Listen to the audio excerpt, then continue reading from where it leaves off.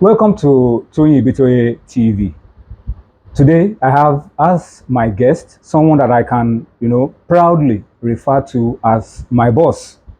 One of those that gave me an opportunity, to learn and to be in sports reporting, sports broadcasting, and to do what I'm doing right now in sports. Is referred to as football aficionado, the first football aficionado in Nigeria.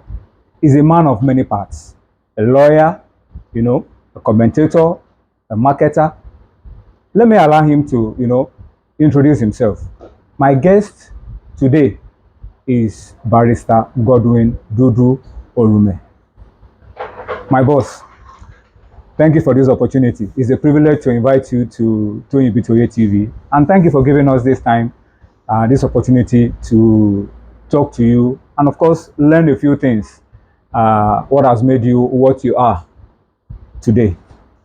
It's my pleasure, Toyi, and it's quite pleasant to know that you have continued to stay the course of entertainment, informing, and changing the face of the game. Even though it's a bit difficult, but I'm pleased with what you've done in terms of administration. You have supported sports administratively, and now you are in the business of promoting it. So I'll say I'm pleased with you. Thank you very much, sir. And when I look back at the long list of those of us who have worked with you or had our trainings with you and grew through your under your tutelage, let me try to even count a few, at least, that I know that are still around here.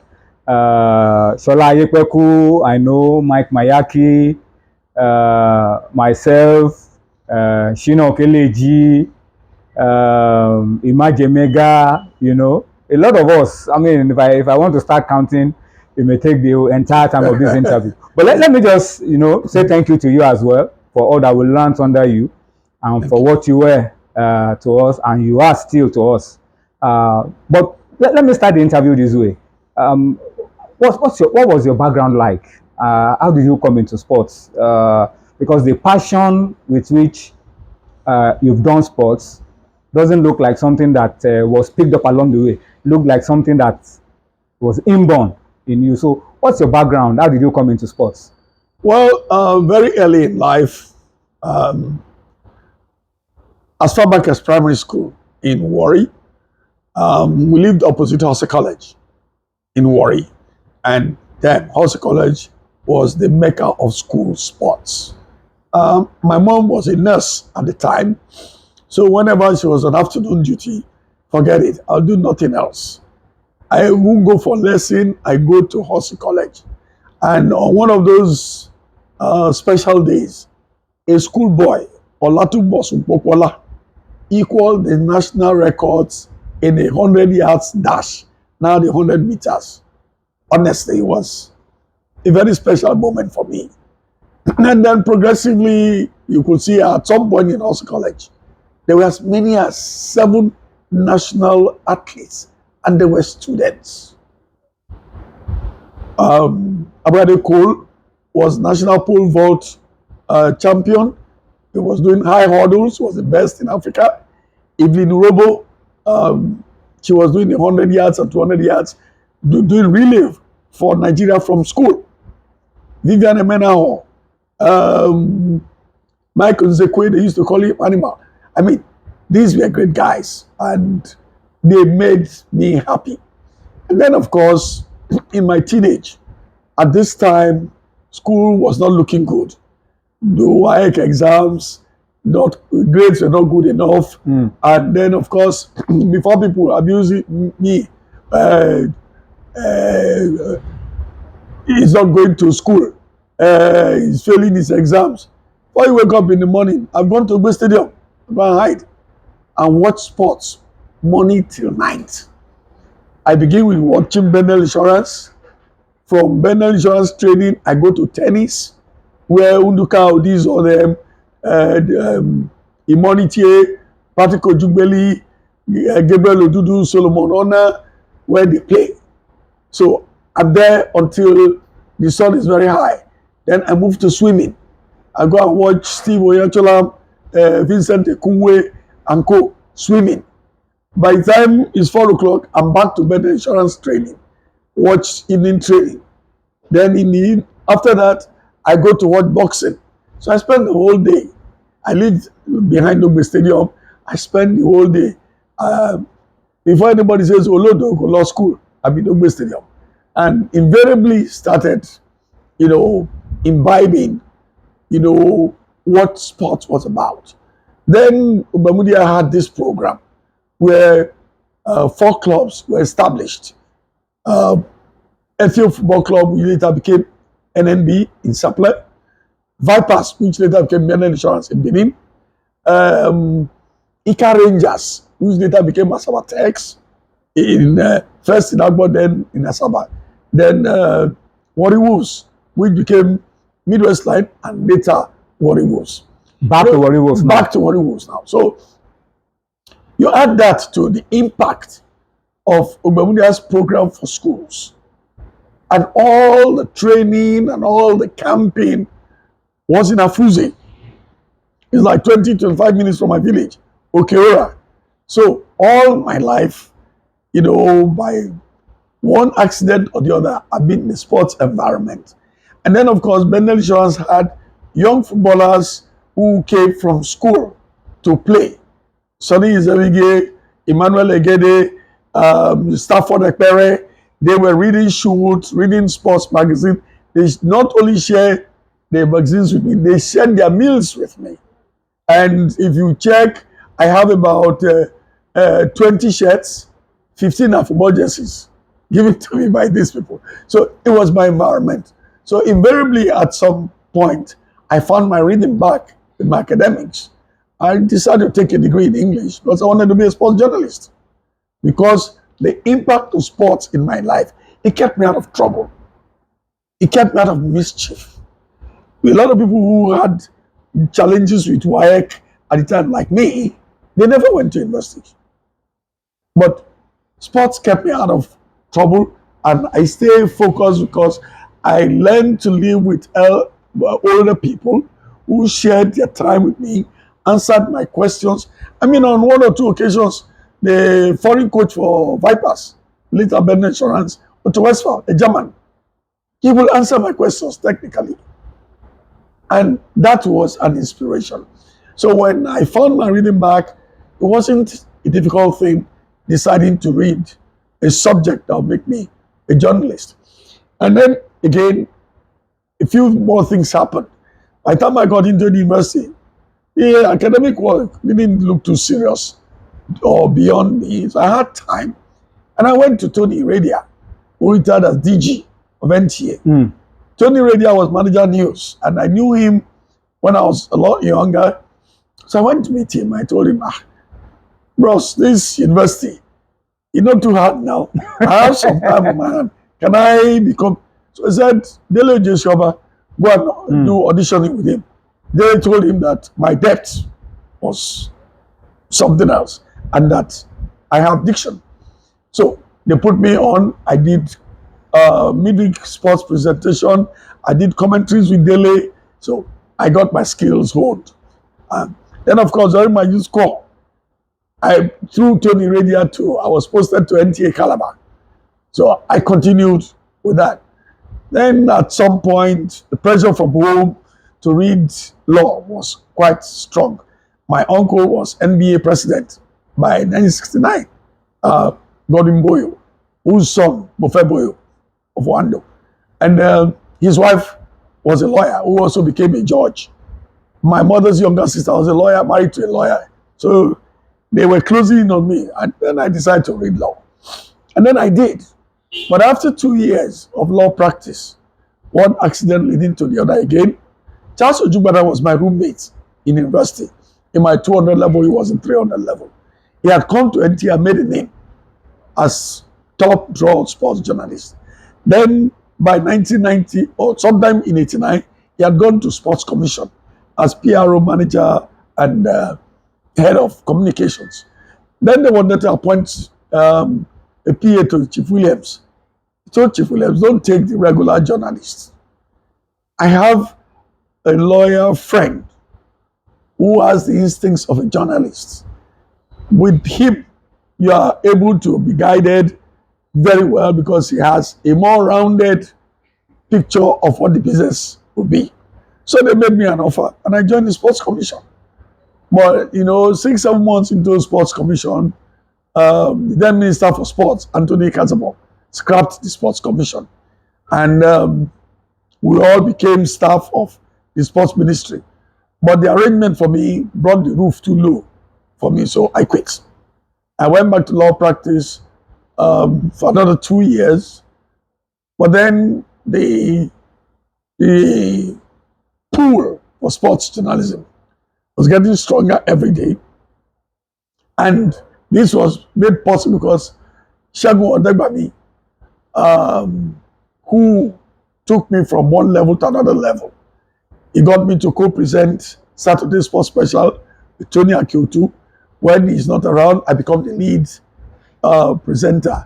But it didn't take too long for the Borg to bring me back to sports journalism, and especially because I've seen administration and I'd known where the problems were, and I thought that I could use my own medium to do some correction and help boost sports. That's how I got to the point. Well, this is a good place for us to pause. I know you've been enjoying the video and you don't want to stop, but just pause for a bit, a few seconds. This is the time for you to subscribe to this channel. So subscribe now, click on the notification, like and share our videos. The rest of the interview and the rest of the video continues. Interesting. I remember when I was in the university in the early 90s, you were running one of the most followed, watched, insightful sports football program on television. It was Pepsi Best of Football. Yeah. Tell us about it. How did you come about it? It was a show full of exclusive videos of Nigerian players playing abroad, and that was a time when we were also growing the Super Eagles brand, and it was a perfect fit because I also remember that in 1994, after we won the AFCON, you produced the video Eagles in Flight, and it was a masterpiece. It sold out in no time. Tell us about how all of this came about, the best of football, and then Eagles in Flight, and how he eventually became the football aficionado that everybody talked about. Well, let's just say 1993. I decided to leave Segun Odegbami's table and do my own thing. And when I went to NTA to say I wanted to do an all football program, they said, when football season is off, what do you do? I said, don't worry, I will do it. Then they said there was no space on Saturday. They pushed me to Sunday. It was a Sunday program, yes. Sunday afternoon. Yeah, it was the first Sunday sports program in Nigeria. We were wondering what I was going to do, but for me, it was about creativity. It was about putting something new on the table. It was about giving people what was not available. So at that time, there was no cable. There was no cable TV. And so anything that would just show Nigerians the world of football would sell. And then I had these contacts with British Airways. I go to London every week. And then I had materials, under safe arrangements to come here. They play Champions League on Tuesday and Wednesday. On Sunday, I'm showing it here. And I brought guests who knew football and sports, but were in different walks of life. In my opinion, these guys were always capable of delivering it without biases. And if you remember, the program, The Best of Football, when they asked me at NTA, what's the title of your program? I looked at I didn't think about it. Okay, it's The Best of Football.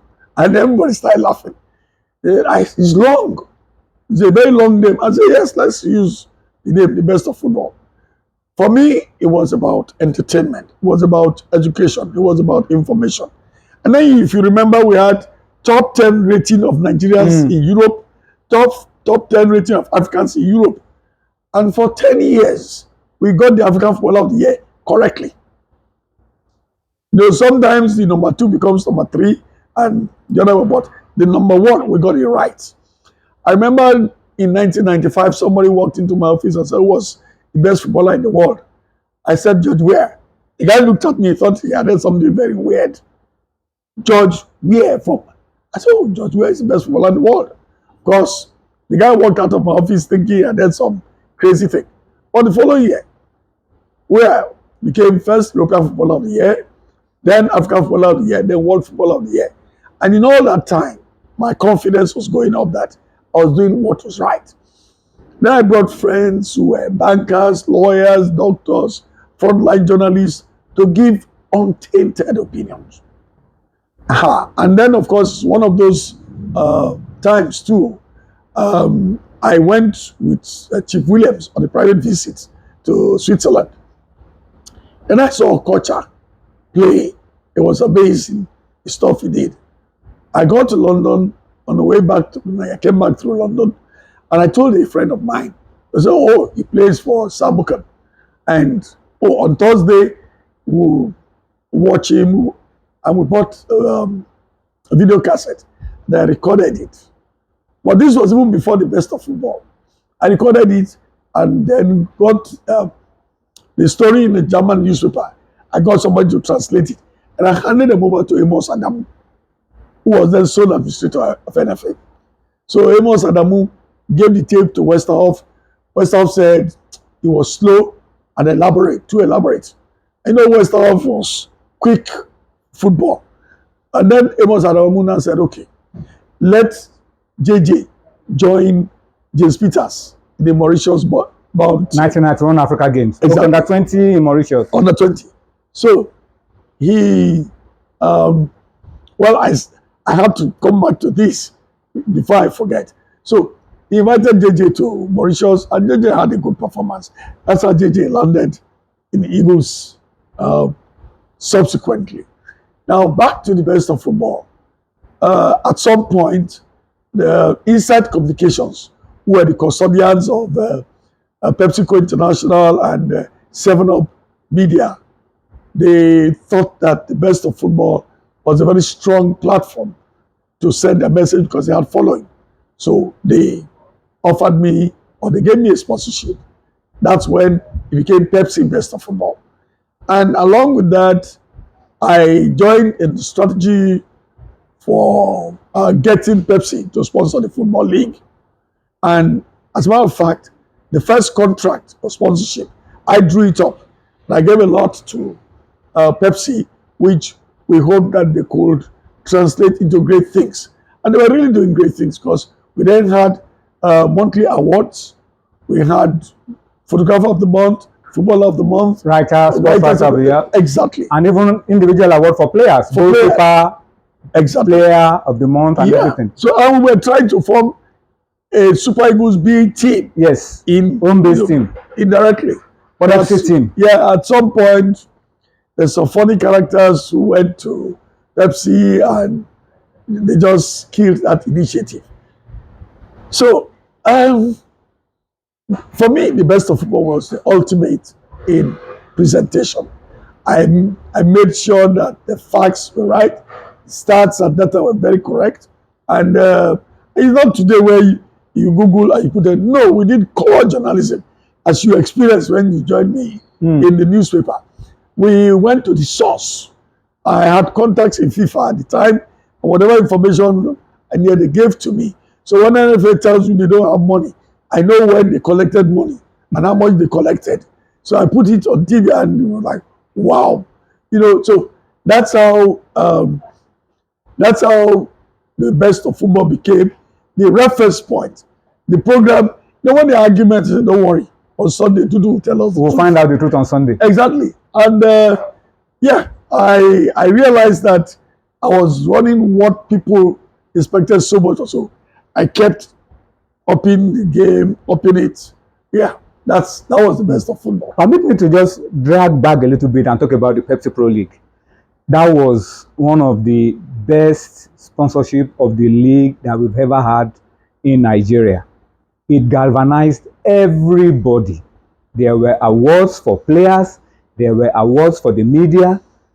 Everybody got involved in the Pepsi Pro League. So, I mean, knowing that you played a role in how they got involved, how Pepsi got involved in the sponsorship of the league, is a special, gives a special feeling. And I think we deserve to commend you and give you some kudos for making it happen. Well, at the time, I was like the baby of Inside Communications. They liked the freshness that I brought to sports business, and they liked the fact that I believe sports could be equity brand wheel of any business or products. So they told me one day they want to go for the football league. And so I said, no, fine, good idea. And then they asked me what were the things I thought could make it attractive. I said, look, if you have a sponsorship, let's just say sponsorship is 50 million, bring another 50 million for leveraging it and bringing the sponsorship near the people. So, you can imagine if a footballer was voted in the team of the month and he traveled from Port Harcourt by air to come and play for team of the month, he goes back with some goodies. So, you are taking the Pepsi message into homes. You are bringing the sponsorship nearer the people.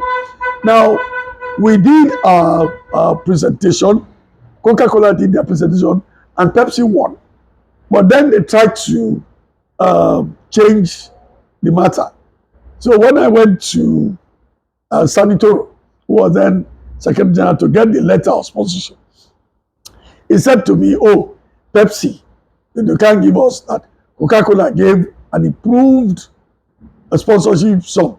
So I said, okay, can I see the offer letter? He showed me, I looked at the date. Then I looked at the calendar on the wall. The date there was a Sunday. So I asked, I said, Alaji, Coca-Cola opened on Sunday To do a letter. to do a letter. I'm going to tell Nigerians so. He thought I was joking. So the next day, then my friend and Aburo Adeojekere was in This day. this day. So I wrote one page and I shredded the governance and what they were doing to football. Then they got late Umbolu to reply me. I did another one and told him and NFA. And Omero said, look, I don't want this. Just give Pepsi. So they gave Pepsi the awards. And then we start to work on what to make the sponsorship what it should be. This is where the Pepsi sponsorship was different and nobody quite came near it. They didn't understand that one thing is to sponsor, another thing is to leverage. Activate on your sponsorship. Activate your sponsor. So, subsequent sponsorship, there was no activation. But with Pepsi, we had many categories of awards.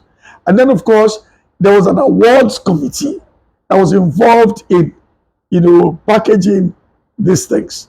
And the ceremonies were endless. So it was always in your consciousness. For the women's football, for the men's football. Exactly. Everybody got involved. Journalists, administrators, and it was very special. So it was a shame that at some point, NFA didn't understand the benefits of the sponsorship they had. They now took the figures into the book. And Pepsi said, no, we can't afford this because it's not just the cash we pay you, it's the leveraging. Then they put it in the marketplace and people who didn't know what to do with it came into it. And up till today, sponsorship is still struggling. That's the honest truth. If there's a method to madness. So in a business like that, you have to have a proper plan. And there was already a template from Pepsi. It was a question of improving what they had done, putting more money on both sides. But to think that you just pay sponsorship money, and you sit back and you say, I think oh, people will activate it for you. say, oh no, we're not getting any mileage for sponsorship. No, the subsequent sponsorships just went what it should be. Well, let's talk about another area of your involvement in sports that didn't quite go the way you wanted it to go. Apart from being a popular writer in almost all the major newspapers, you also floated a newspaper. I had the privilege of working with you at Multisports, but it didn't quite go the way you wanted it to go. Will you want to talk about that quickly so that we can learn a few lessons from what worked and what didn't work? Well, Multisports News and Pictures was on the stand for about 30 months. In my opinion, I had some of the best journalists in my team. The editor, Frank Laboya was supposed to be editor, but he changed his mind. So, Tony Akibe, I moved him out to be editor. I wanted a research, oriented deputy editor, and Kaide Tijani fitted that role very well. Then we had a general editor. There was Imam Okara. There was Yes, the place was loaded. Yes. Yeah. Femi Fashetire was Femi there. Fashetire was general editor.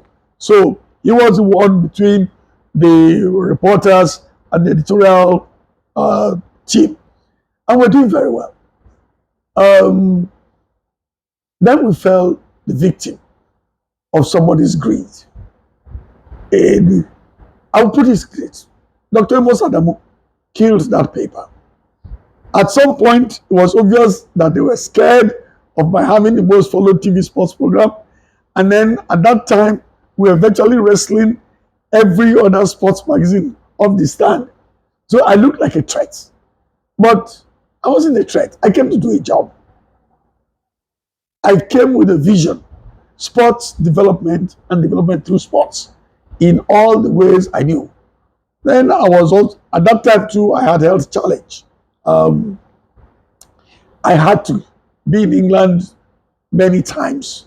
Had a major surgery, and I left my team believing that they would be there, but they got money from Amos Adamu, and in 3 weeks after I left the country, Multisports News and Pictures became Multisports International. So I rushed back. I found that even my equipment they took. And my paper was now their paper, same paper, just the change from News and Pictures to International.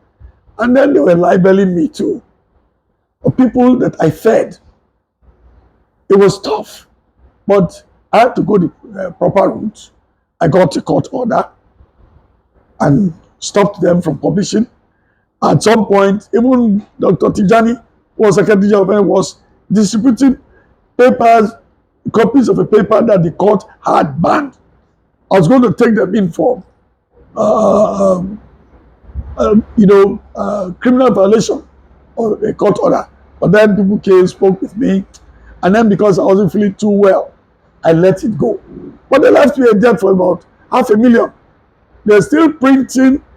They're printing a paper at Vanguard using my name. They left me a debt of about 500,000.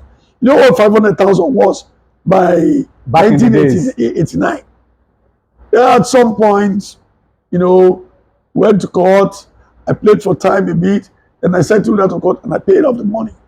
And I begged God to ask all those who did that to me to answer. Many of them, they end well. I'm sorry to say it. But what they sought to do to me, yes, a few of them came to apologize. 11 years later, Akime walked into this place and he was sorry and all that. But it was down to Amos Adam. And that's why some days ago, I saw a publication on Facebook. They were cheering him. I said, here is a man who used the instrumentality of government to climb up to FIFA. He was director of sports development. Secretaries of associations were reporting to him. He appointed his Batman, Dr. Tijani, as Secretary General of NFA. And Tijani forwarded his name to CAF. That's how I got there. But in all of this, he would prefer those who will crawl to him, not people like me. And people like me, despite being very supportive of him when he was sole administrator of NFA. And then, of course, at that time, he reciprocated by making me a member of the technical committee because he knew, I could give them up-to-date information. So that's what happened to the newspaper. It was beyond me. Those who had more money, those who had more power, and more skills for conspiracy and intrigues, they killed that paper. My boss, you recently launched your book, Sports, Politics, and Power. And I know you have seen so much, the good, the bad, and the ugly. For you to have written such a book, Sports, Politics, and Power, I mean, there must be so much to it. There must be so much deep insights that you are trying to, pass across and tell everybody about. So can you just take us through the process and the things that have made you to, put this kind of book together?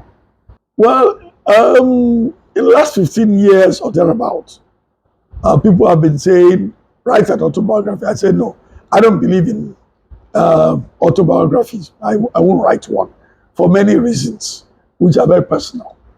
When sometime last year, I had come under this weight of, Dudu, you can't take all of this into your grave without leaving it down. So I woke up one day, I said, well, why don't I look at institutional failures Of our sports. of our sports? The actors, those who contrived, and then those who did well. So it was a question of saying what happened and how we did it right, and where we got it wrong and what we could do thereafter. I know what Ogbemudia did with sports. When we started this discourse, it was about Ogbemudia and his impact. School sports, Grassroots sports. grassroots sports, gave scholarship. He created special school for sportsmen, new era, brought sportsmen from everywhere. And much earlier, the Ologbosere of Warri at the time, Chief Owen Rewane, had brought different quality athletes from other schools on scholarship to Horsey College. So I saw this chain effect. Owen Rewane at Horsey College, Ogbemudia with Afuze, New Era, Ogbe had court, and you could see that from school sports, athletes who emerged from school sports went to the Horsey Shield. From Horsey Shield, they went to the US on scholarship. Godwin Obasoge, Charlton Hizwellen, Emmanuel Macaulay, Charlie Muze, Bruce Ijirigo. These were all schoolboy athletes who represented the Midwest and Nigeria and ended up in American universities where they had education and training facilities that made them our representatives at the Olympics. So my book, I'm saying, go back to that plan and you will have Olympic athletes again. And it will deal with this age thing where a 27-year-old player is playing under 17. Things like school sports. There was a time, as a member of the NFA technical committee, I pushed that anybody who plays in the league should not be eligible for under 17. And he called up to under 17 and they agreed. But Dr. Tijani, for whatever reason, overruled at some point. Those are the things that I thought I should mention, that we got it right when we did A, B, C. We got it wrong when we did F, G, H. And then the part of power is more or less two sides. The power of sports to lift you from being a nobody up there. Also, the power of sports to break down the system. Look at what happened in Makurdi in 2006. Alhaji Ibrahim Galadima had been returned a few weeks earlier in the Kano Congress. But Amos Adamu, using his position, brought us Lindsay, who was then FIFA Secretary General. I mean, it was a third party. So, ab initio, that arrangement was a nullity. It was an illegality because the rules of Congress says there must not be a third party. Now, Amos Adamu gathered so-called stakeholders, and then they elected another NFF ESCO, and that's when our football started going down. That coup in Makurdi, I mentioned it in my book. That's from Sani Lulu to Megari, from Megari to Amaju Pinnick, and our football started going down. What I grew up with was a Godfrey Amakri, Queen's Counsel, First Solicitor General of Nigeria, Chairman NFA. He sponsored the First National League, Amakri Cup, with his money. Not today, where people go to football to take money or steal money. Men of substance, people who had made it in life, Chief Ikpasu, Sonny Dankaro, these are past chairmen of NFA. Not an NFA chairman who or president who is in charge of the NFA or he heads the NFA. We don't qualify for World Cup, and you go to Qatar to celebrate your birthday. So the power of sports to raise and to destroy is reflected. And I also had two personal experiences. The second one actually made me stop sports journalism. They advertised the job of Secretary of NFA. I applied. And because the powers that be, they knew my program that end of the year, I'm likely to be abroad with my family. So this Christmas, they didn't know that I was broke and I couldn't travel. So they sent text, interviews next week. I showed up. Thinking you were outside. They thought I was outside. I showed up. The next day after the written interview, half media said I didn't show up, that I was not there. The other half reported that I came. You see, that's it. Again, another part of the aspect of power in sports. They were trying to demarket me, but I came there. I went there, I gave a good account of myself. At the written interview and the orals, they asked questions, and I went there. I was probably one of the most informed Nigerians. I mean, I'm not boasting. I'm saying I've been a football fan, I've been a football administrator, I've been a football journalist, I've been a promoter, and I'm a lawyer. Look around and tell me one person who has seen it from all those angles. I didn't see anybody beating me at that interview. And about 5 days or so before the result was released, Charles Ojubana, who came second at the interview, called me. Said, Dudu, you came first in this interview, but they don't want to give it to you. If you know anybody who can talk to the president, I said, I'm not talking to anybody. I've done my part. I've made my points. I went there, I believe I trounced everybody there. And I believe too that if I didn't do that interview, if I didn't take part in that interview, and any day I comment and say, you know it so much, why didn't you apply? Yeah, but I did. They gave it to who they wanted. Not a problem. Then when they started asking questions, Dr. Adamu, he went on NTA program and he libeled me. And I was going to clean him out because my friend there gave me the tape where he said things he should not have said at that level. And I was going to sue him. He had to send Larry Zamoje, who is like my 5 and 6, and Muni allowed to come and plead with me. I was going to knock him out. Yeah, but I let it go. Then the final one was in Nigeria's run to World Cup 2010. At some point, our chance of qualifying was shaky. So, Olusegun Adeniyi called Ade Ojekere and said, Ade, The president is worried that we will not qualify for the World Cup. What do you think we should do? So I then said, I know only one person who will have an answer to this. And he's Godwin Dudu-Orumen. Here's his phone number, call him. So Olusegun Adeniyi, he calls me up and tells me the concerns and asks if there's anything I thought government could do. I told him to give me a few days.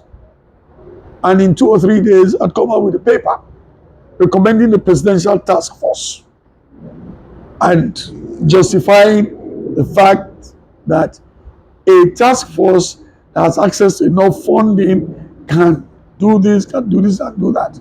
So I sent it to Adeniyi. Then he called me back to give terms of reference. And I did terms of reference, sent to him. So further to my discussion with Olusegun Adeniyi, I sent a list of eminent Nigerians, and my choice of chairman was Dangote, but the presidency changed to Rotimi Amechi. And then on the eve, I received an invitation for inauguration. I got to Abuja, checked into the Hilton as was directed. But by the next day, nobody was taking my call. Nobody came for me. Apparently, at some point, one of those conspiracies again, which I found out that the then coach, late Shabu Amodu, who was very close to Adwa's ADC, Mustafa Noiveta. I told Mustafa, Amodu didn't know my involvement, but he just thought, they mentioned my name and said, this guy is very critical. If he's here, he might give me problem. Noiveta now told Adeniyi that Adwa said they should drop me. I'm a radical. So I wasn't paid anything. I didn't go there to be paid, but I felt that if we're going to, I wasn't going to be part of the committee for my intellectual, presentation, I should be compensated. No such thing happened. Yes, so he called me later and apologized, but that wasn't it. So at that point, I then asked myself, what are you doing in this business? You tell the truth, they want to kill you. They deprive you of what you like. And at some point, it was time to quit because, way back in 1991, I was on 1989. I was a member of the ministerial committee that investigated the circumstances of the death of Okwaraji. That one, the real story is not being told, but it won't come from me. As a member of the committee, secretary and legal advisor, I was also a member of the Obayoshewu Reforms Committee of 2005, and I've had the privilege of heading committees here and there for revival of sports. But one fact was clearly emergent, that if you're good and you want the good of all, you're not going to be there.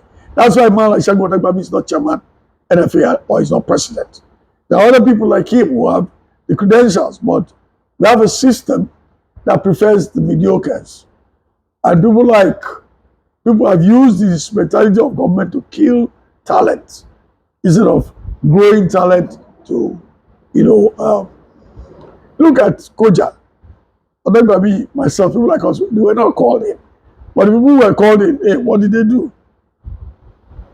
So that's what happened in 2010. And I went through it many times in smaller dimensions of proportion. But that was enough for me to say no more until the Edo State. I was going to come to ask you about the Edo State experience. You're being chairman at some point, and then suddenly you went out. Well, two persons who are the ears of the governor. Edo State Sports Commission now. Yes. Two persons who are the ears of the governor. His uncle, late Oyuki Obasaki, and my former boss, Aswe Ighodalo. They recommended me to him that if you want to make sports one of your pillars of governance, that's the man to talk to. And the governor was impressed because these are two people he respects who didn't have any discussions. So he invited me to discuss um, the job. And I told him what I will do, that I'm not going to do anything original. I'm just dusting Ogbemudia's script. You've always talked about Ogbemudia's Yes, template. template. If we go back to it, we'll get it right. All when I open social media, I see photo ops and people talking highfalutin stuff. They're not getting to The grassroots. the grassroots. They're not getting to the meat. Anyway, I accepted to go to Benin and establish the Edo State Sports Commission. I did my part, but it was clear that the greed of the then deputy governor was not going to allow me any progress. And the governor invited me, threw me under the bus. He wanted political balance, he wanted the loyalty of his deputy, so he didn't have a problem sacrificing me. So with all my ideas of bringing back school sports, when I got to Benin, Sports Commission had 800 staff. 800 staff. Yes. At least 500 of them were redundant. And government was paying them for doing nothing. 8:30 in the morning, they're hanging around bars around the stadium. When I got there were about 5 officers who were between assistant directors, deputy director, and director. I invited them individually and shared my dream of the Sports Commission with them individually and then collectively. Then I had an assembly with all the staff. And I made them understand that the new Sports Commission was going to have 7 departments and create new ladders of ambition. And that people are going to be trained and well equipped. And for those of them who weren't doing anything, I wrote to Mr. Governor, now look, let's bring back the games teacher business. These 500 people, We can move them there. yes, we get NIS to give them a crash course, give them certificates, and they'll be busy. Then we arrange schools to have games day and begin to build the ladder for development. Mr. Governor agreed, but wasn't implemented. They were thinking about winning competitions. And I said, no, winning competition means you're going to be poaching athletes. And you poach many of these athletes at their peak. Another 2 years, they're gone. Many of these states, you see Musa Abdullahi swimming for, doing 800 meters for Cross River for Anambra State. Indeed, when I see some names and the state they win medals for, it doesn't add up. It doesn't add up. That wasn't the letter and spirit of the founding fathers of the sports festival. The Godwin administration had General Adefope as Minister for Sports. The sports festival was to bring the country back together. You come from Northeast, Southeast, Delta, and you meet and you become friends. You make new friends. At first, there was under 13, then under 18, and the seniors. Then at some point, it became free for all. But I think where they really got it wrong was when they are now allowed elite athletes into it. It was not necessary. They really changed the letter, the format. With that, for me, it's an error. They should take elite athletes over their time. Let them go and compete international and leave youngsters to come be discovered and developed. And it's because they allowed elite athletes. That's when states started poaching. There's some athletes who are represented for states in the sports festival, which is bad. And it's laziness on the part of administrators.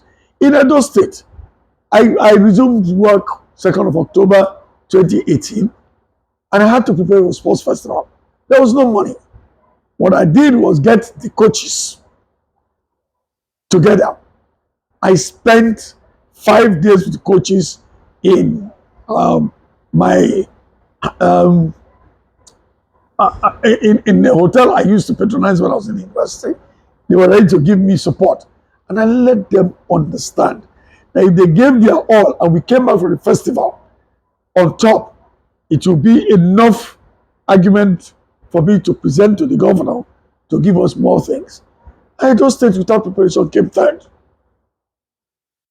And of course, I led the bid session and trounced all comers, even though I was given less than 12 hours notice by the deputy governor. He thought he could do it. But by the time he got to know that there had to be documentation, at 10:30 in the night, somebody calls me up and says, deputy governor says you lead the presentation of the bid. I knew they wanted me to look funny, or they realized late that they didn't have the capacity. But by next day, by 9 a.m., I was ready with it. And we won. After which, I drew at the team once program before the festival, during the festival, and post-festival wrap-up. But 2 months to the festival, I was sidelined. And the governor was not interested in how I was feeling. The man, the deputy governor, brought late Brand Ruwele and gave him the technical part of my job. Brought one lady whose brother was chairman of the political party then and made her a welfare officer. I was a spectator in a festival that won the hosting rights myself. And at the opening and closing ceremony, I didn't have a seat in the state box. And by law, I was the chief sports officer, chief host. And wait for it. The Edo State team Edo kids they gave to me, the shoes were 2 left legs. What an irony. It was. Yeah. So that was it. But, I struggled to get things going. And then, of course, by the time they made, I was appointed. People say, oh, Dudu he doesn't have a temperament. He won't stay, he will resign. But I had people who were talking to me every day, and they kept me there. My godmother, Michelle Godegbami, and so many friends. They helped me, but at some point, when 3 years you're a cabinet rank officer, you don't have an official car. The car assigned to you, the deputy governor seized it. Nobody's saying anything. I go on trips, my entitlement, the deputy governor will slash it. For what? It got so low, he will seize Christmas ram and Christmas rice. At some point, I realized that I was swimming in a water full of crocodiles.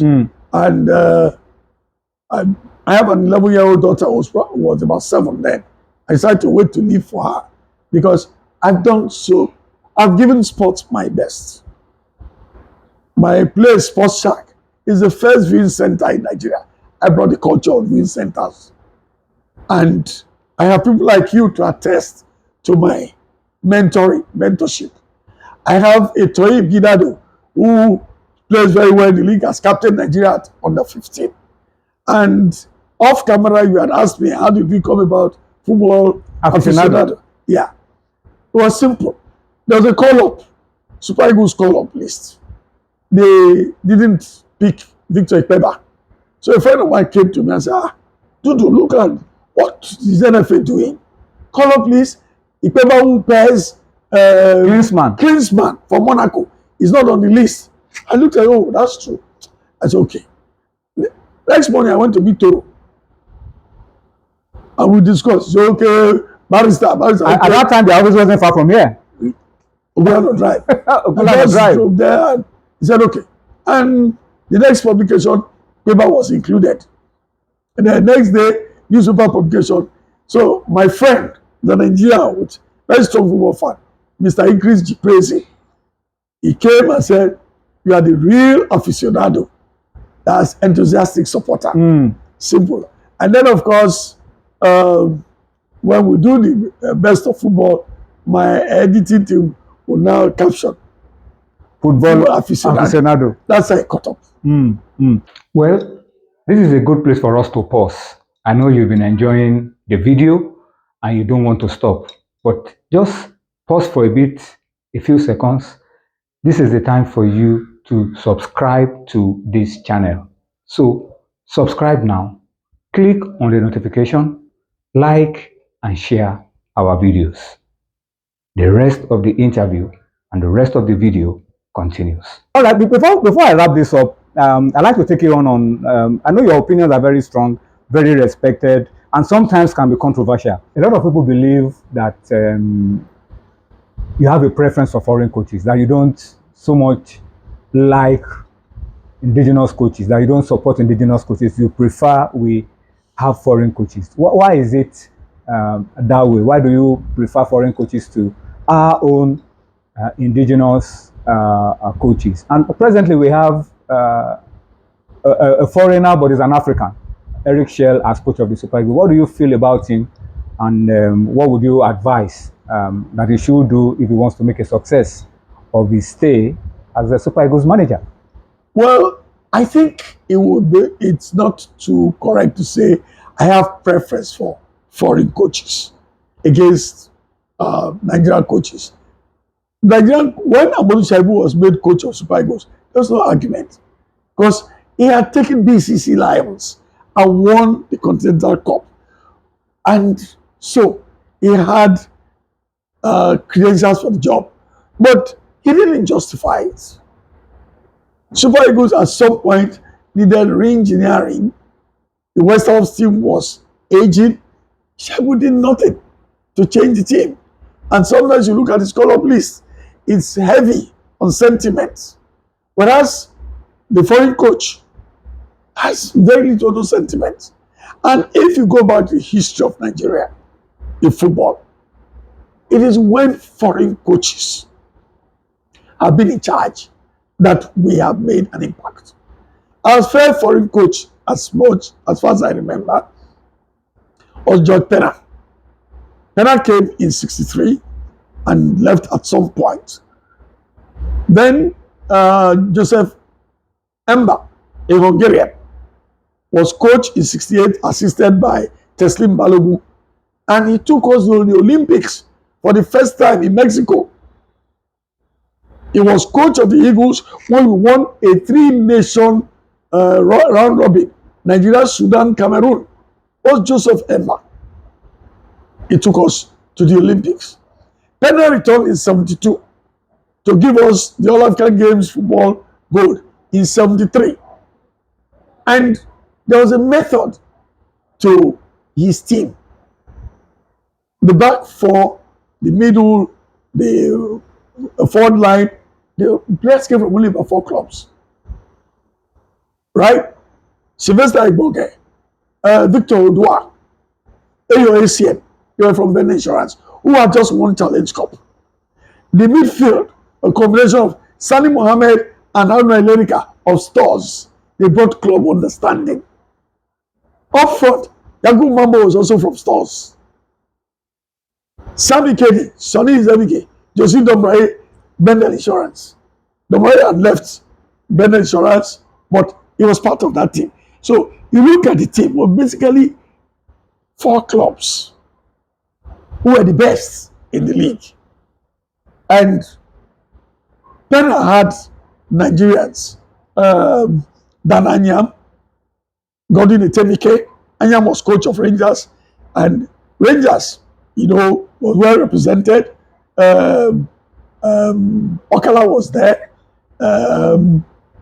Left back, the captain up to the time, Godwin Achebe, was there.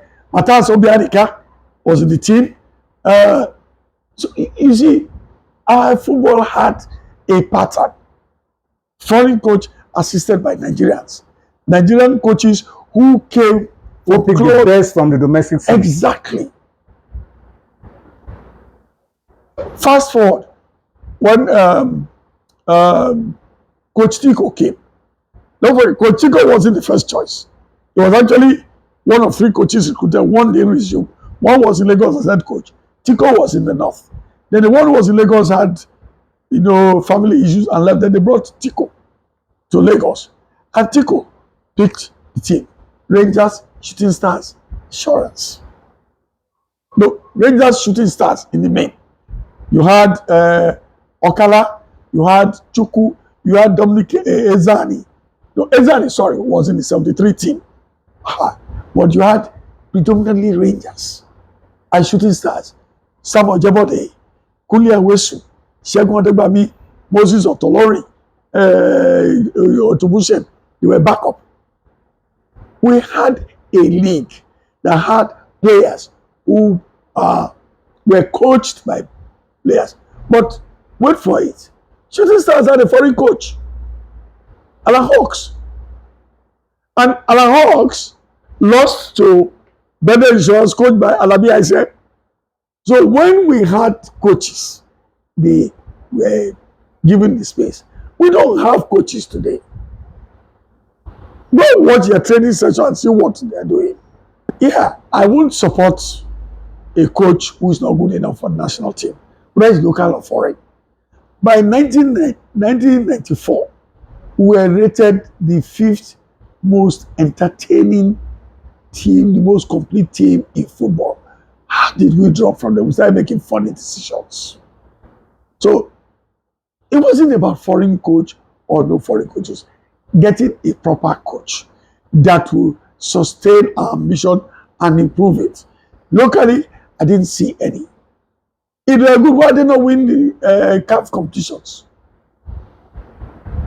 A man who has not been able to pass for heck, you are expecting a degree from him. If you are good enough to take a degree, then you must have passed your work. So for me, if we must get a coach, it has to be the best. And in my opinion, foreign coaches are the best for now because they are able to fight the influences of football officials and football agents who are always supported by some of our colleagues. They write things to put coaches under pressure. But West Ham will tell you, he's not going to beg any player. A player enters the national team if he's ready to play football with his leg, heart, and head. When we tell him to make peace with Keshi for Nations Cup, he said no. That Keshi and Etimesi declined playing. They won't enter the national team until they purge themselves. It took the team of virtually nobodies to Nations Cup 90 and came back with silver. After that, Keshi and Co called truce. And they were integrated. So my argument is, if you have ambition, you must nurture that ambition and nourish it. You want to set up a bank to compete with First Bank, you go and bring the MD of Community Bank Idimu. Where is he going to get the clientele? The capacity. The capacity is not there. So it's not a question of not liking. Nigerian coaches don't have it now.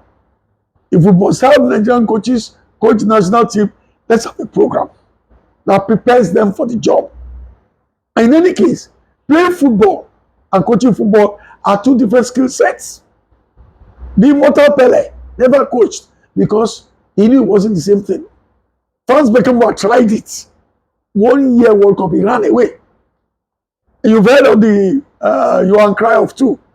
Johan Cruyff was one of the best footballers ever. He tried coaching, he didn't find it funny. Capello destroyed his records when AC Milan trounced Barcelona 4-0.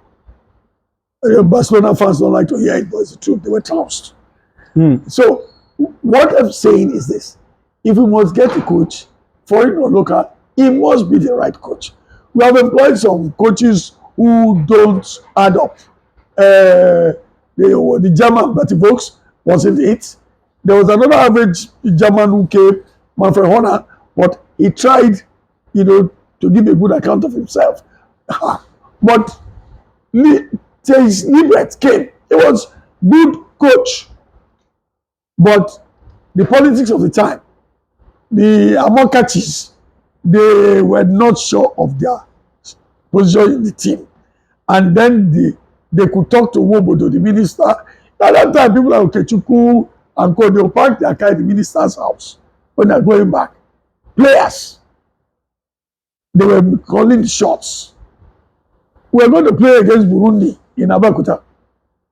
NFA called the coach, Librex, and said they made Amokachi captain of the Eagles. The coach appoints captain. They told him they made Amokachi captain of the Eagles, so that's it. The man, they argue.